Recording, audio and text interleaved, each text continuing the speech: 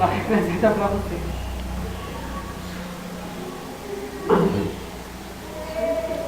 Vai responder?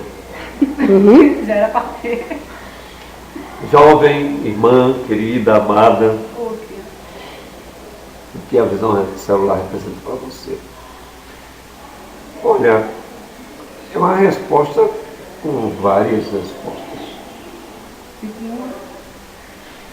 Um modelo de trabalho, um modelo de Cristo, para a evangelização e conquista de território, de pessoas. Representa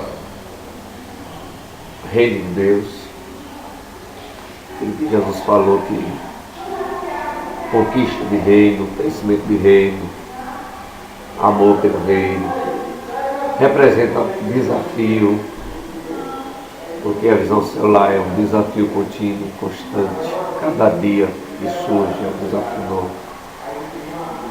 Representa trabalho, muito trabalho. E só está na visão celular e só abraça a visão celular quem está disposto a trabalhar. Representa trabalho. Hoje mesmo minha cabeça está assim, por causa da visão celular. Trabalho. Representa prazer, como eu falei, mas é porque o trabalho gera o prazer por causa do resultado. Gera o resultado de ver pessoas libertas, salvas, restauradas, construídas, edificadas, ajudadas, supridas. Então ela representa também prazer. Então tem muito significado essa palavra. E por fim ela representa a realização do ministério de Deus. É você saber que está fazendo a coisa certa. Então, se você amar a visão celular, então fazer o que tem que ser feito é fazer a coisa certa. Isso que a visão celular representa. Além de cumprir o ídolo de Jesus, né, Mateus? E de pôr todo mundo pregar o Evangelho. E a visão celular é o melhor modelo que temos de pregação do Evangelho. Não existe outro modelo.